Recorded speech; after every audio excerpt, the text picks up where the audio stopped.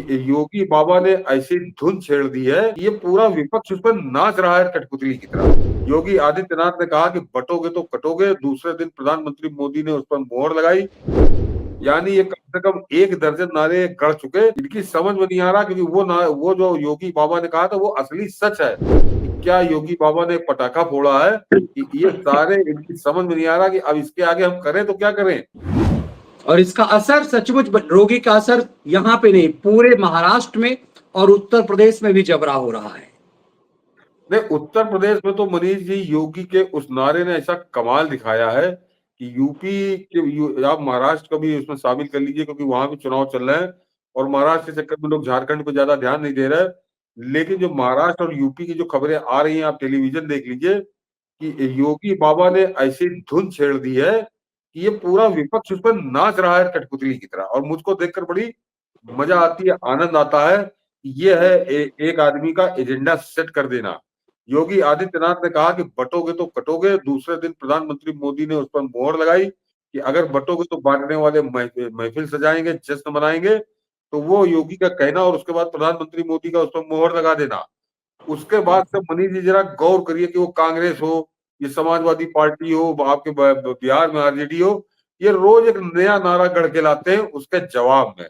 यानी ये कम से कम 1 दर्जन नारे गढ़ चुके। इनकी समझ में नहीं आ रहा क्योंकि वो जो योगी बाबा ने कहा था वो असली सच है।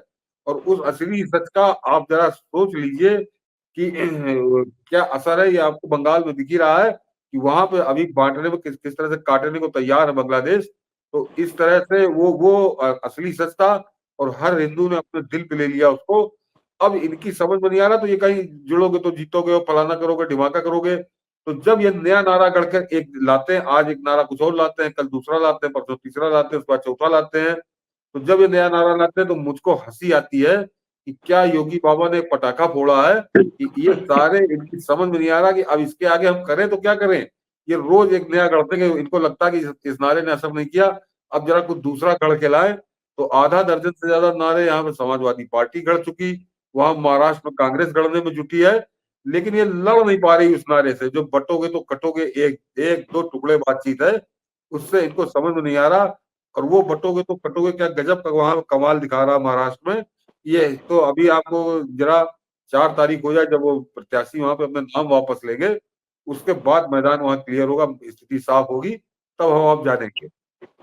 बिल्कुल, अखिलेश ने एक नया नारा दिया, लोग जुड़ेंगे तो जीतेंगे। मतलब ये लग रहा है कि इससे तिलमिलाहट होगा ये बटोगे तो कटोगे से, यहां से लेकर उद्धव ठाकरे के गैंग तक। इसका इसका मतलब आप समझिए मनीष, ये जो जुड़ोगे तो जीतोगे, ये मेरे ख्याल से छठा सातवां नारा है। उससे पहले 5-6 नारे और आ चुके हैं। यानी रातों की नींद इनकी उड़ी हुई है क्योंकि यहाँ भी 9 सीटों पे उपचुनाव है। यहाँ भी 9 सीटों पर उपचुनाव है तो इनकी रातों की नींद उड़ी हुई है। ये नारा एक गढ़ के लाते हैं और दूसरे इनकी रात की नींद आती कि नहीं तो बेकार हो गया, ये असर नहीं कर रहा। तो ये दूसरे दिन फिर एक नया गढ़ते हैं बैठ के। तो इन्होंने को लगता है कोई गढ़ने वाला भी बैठा रखा है। अन्यथा अगर एक नारा योगी आदित्यनाथ ने दिया था तो सोच समझ के लाते, एक लाते जवाब, लेकिन इनको जवाब सूझ नहीं रहा। तो ये रोज कुछ ना कुछ गढ़ रहे हैं जो कहीं पता नहीं चल रहा, ना जनता को इसको याद है, ना जनता उस पर ध्यान दे रही है। वो बटोगे तो कटोगे, वो एक तरह से बुलडोजर, जैसे बाबा का बुलडोजर बड़ा मशहूर है, तो वो नारा भी एक बुलडोजर की ही तरह रौंद रहा है सबको। नारा भी बोल दो। खासकर सनातन द्रोहियों को, हिंदू द्रोहियों को। और इसीलिए इसकी तिलमिलाहट उद्धव ठाकरे में जबरदस्त है। वो संजय राउत तो ऐसा लग रहा है कि नौटी तो पगला गया है, उल जुलूल बयाने दे रहा कि योगी की जरूरत उत्तर प्रदेश में है, महाराष्ट्र में नहीं है। मतलब उसे लगता है कि वो इसे कंगना रनावत समझ लिया है योगी आदित्यनाथ को उसने। मतलब कंगना कंगना रनौत भी उसके ऊपर बहुत भारी पड़ गई कि कंगना रनौती को नहीं झेल पाया।